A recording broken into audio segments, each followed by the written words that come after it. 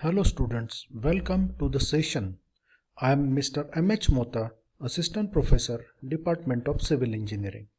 This session is on the design of sedimentation tank or the clarifier. The outcome of this session, at the end of this session, you will be able to design the sedimentation tank as a unit of water treatment plant. So let's learn more about it. So sedimentation.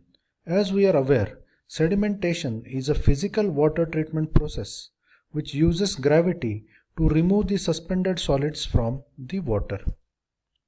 Solid particles entrained by the turbulence of moving water may be removed naturally by sedimentation in still water of lakes and oceans. This is the base from which the sedimentation tank design concept has been lifted.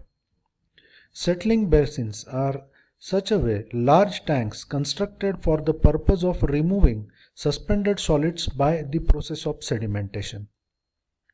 The clarifiers are the tanks built with mechanical means for continuous removal of solids being deposited by the process of sedimentation. Generally, the clarification does not remove the much finer or dissolved species. Potable water treatment. The sedimentation in potable water treatment generally follows a step of chemical coagulation and flocculation, which allows the grouping of particles together into a flock of a larger size. This increases the settling speed of suspended solids and allows settling of colloids. So, all these are based on the concept of type 1 and type 2 settling. The table shown on the screen provides the certain guideline for the design of such tanks. In case of plain sedimentation tank, the surface overflow rate, which is popularly abbreviated as SOR, is in a range of 0 to 6000, while in design it is assumed in between 15 to 30 meter per day. So this is nothing but a velocity through which the water generally passes through the plain sedimentation tank. Well, for that the detention period is kept in between 3 to 4 hours. In case of horizontal flow clarifiers, the design SOR or velocity is higher than the plain sedimentation and is in a range of 30 to 40 meter per day, while the detention period is assumed in a range of 2 to 2.5 hours. For upflow clarifier, which is the most common type of clarifiers used nowadays, the design SOR or velocity is much higher and is in a range of 40 to 50 meter per day, while the detention time because of this higher SOR is reduced up to 1 to 1.5 hour. There is another design criteria which is called as an weir loading, which should be less than 300 meter cube per meter square per day. The weir loading is nothing but the amount of water passes through the weir of this particular designed tank or from the periphery, and it must be less than the 300 meter cube per meter square of area per day. This is essential for avoiding the resuspension of the solids which have been settled out in a sedimentation tank or clarifier. This figure shows the horizontal flow rectangular sedimentation tank, in which from left side there is an entry while on the right side the exit has been provided. This exit has got a certain surface which is called as an weir, from which the water overtops and enters into the effluent carrying launder and then is transferred to the next process, which is a sedimentation in most of the cases.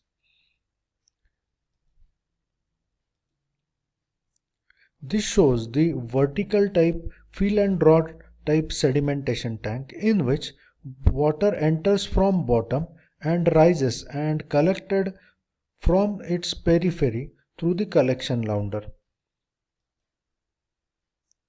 Sedimentation of particle. The sedimentation of particle depends upon the various criterion like the diameter of particle and the flow characteristic.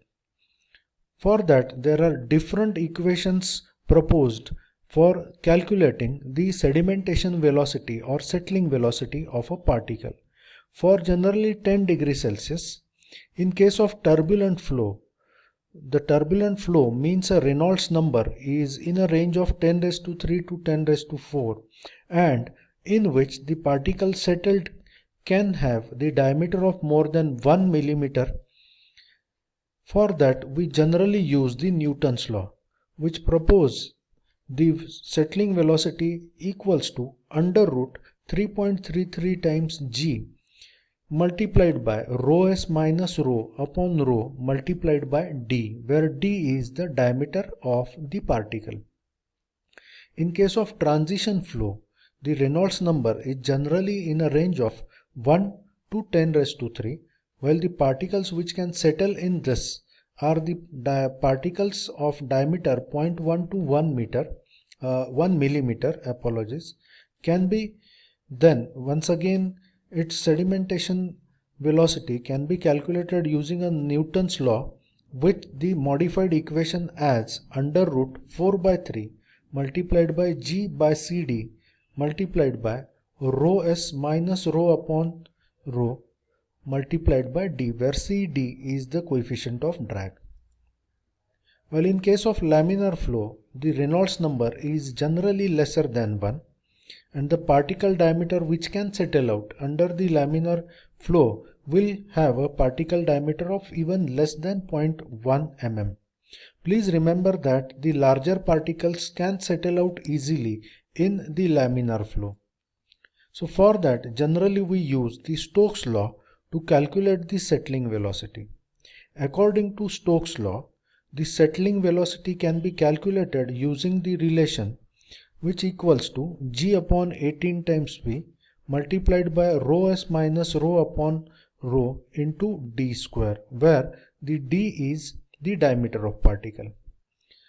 The different terms used in the meaning are as follows. Rho s means the density of solid particles to be removed, which is generally in a range of 2650 kg per meter cube.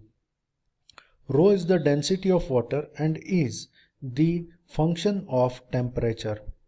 V is the kinetic viscosity of water. So let's try to understand it by solving certain design problems. So initially we will try to calculate the settling velocity of a sand particle of diameter 0.004 centimeter and having a specific gravity of 2.67 and at the temperature of water being 25 degrees Celsius.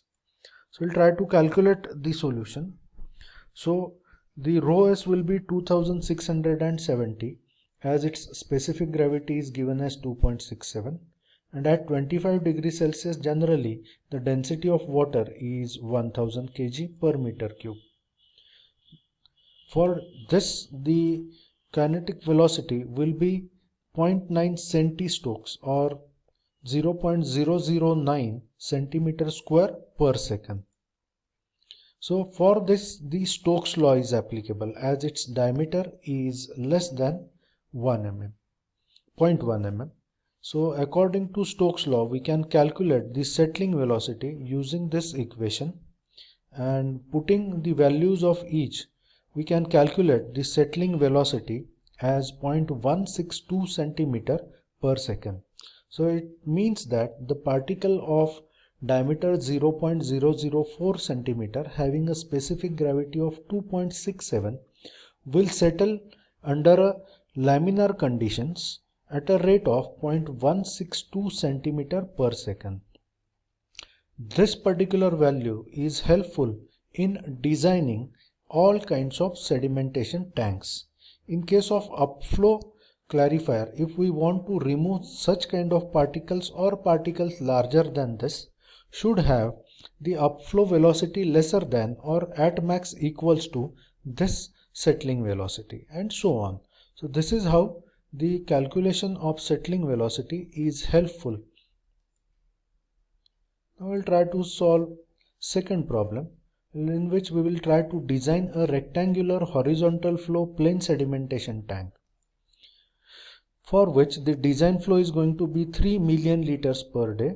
Detention period, as we have seen, is 4 hours. The velocity of flow for this is given as 10 centimeter per minute. So we'll try to solve it. So the Q is equals to 3 mld, which is equivalent to 125 meter cube per hour. I hope that you can in a position to convert the flow easily in various units. So the volume of tank equals to flow into detention period. So we can calculate it by using the same equation, and it comes out around 500 cubic meter. Now as the detention time is known and velocity is known, we can calculate the length of a tank very easily. So length of a tank is going to be velocity into detention time, and it comes out around 24 meter. Now volume is known, length is known. We can calculate easily the area of tank by using a relation of area equals to volume upon length. So it comes around 20.8 square meters. So we'll assume the working depth to be 3 meter, means a depth of water in sedimentation tank will be 3 meter. The width of channel can be worked out around 7 meter. Now we will provide certain additional depth for the accumulation of sludge and certain freeboard. So we'll provide 1 meter depth for sludge and half meter as freeboard. So overall depth becomes 4.5 meter. So this is how simply we can design the rectangular horizontal flow sedimentation tank. So it will be having our overall volume of 500 cubic meter with overall length is going to be 24 meter, while the total depth is going to be 4.5 meter. The next problem. In this problem we will try to design one upflow clarifier. So design an upflow clarifier for a design flow of 3 million liters per day. So this is going to be a data what engineer generally used to have. So solution. As usual, we will try to convert this particular flow given into the required units. So it will be 3000 meter cube per day or 125 meter cube per hour. So we will do certain assumptions before starting. We will assume that the surface overflow rate or SOR is going to be 40 meter per depth. It means that there will be a flow of 40 meter cube per square meter per day. This is the amount of flow passed through the per square meter area of the clarifier per day. In other words, it is nothing but simply a velocity. We'll assume the detention period as 1.5 hours. All these assumptions are as per the table we have seen in the initial part of this particular presentation. So we can calculate the volume, which is equals to the flow into detention period. So it is going to be 125 meter cube per hour multiplied by 1.5 hours, which is a detention period. So it will give us the total volume of 187.5 meter cube. The area of clarifier equals to flow upon SOR, or in other words, area equals to flow upon velocity. So area can be calculated using this relation, and it comes out around 75 square meter. As we are aware, this is a circular tank. So in plan or top view, it will be a circle. So using this particular area, we can calculate the diameter of tank, which comes around 9.77 meter. So we will assume that as 9.8 meters.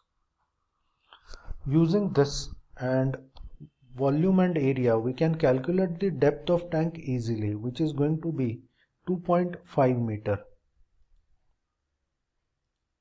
So we'll provide a cone shaped bottom having a slope of 1 vertical to 12 horizontal. This slope is essential for the removal of sludge as such. So for this we can have a relation like V equals to d square in bracket 0.11 d into 0.785 h. So using this we will once again recalculate the volume, which will be a bit larger than the previously assumption made, and it will be 199.23 meter cube. So for that, the detention time, as the volume has been increased, obviously it will result in a slight increase in the detention time, and it will be 1.59 hour, which is acceptable. Then we will calculate the wear loading, which will be flow upon a length of wear. So the wear loading will be 3000 upon the pi into 9.8. This is nothing but the total length of wear, which is equivalent to the periphery of the unit in plan, and it comes around 97.44 meter cube per meter per day, which is less than 300, so it is once again safe.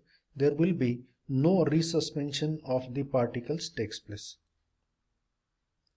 So that's it for this session. Hope you have understood how the design of the plain sedimentation tank and the clarifier or the upflow vertical sedimentation tank has been done.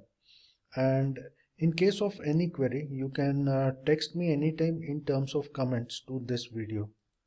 Well, thank you for your learning, and don't forget to like, comment, subscribe, and please do share it with all budding civil engineers. Thank you.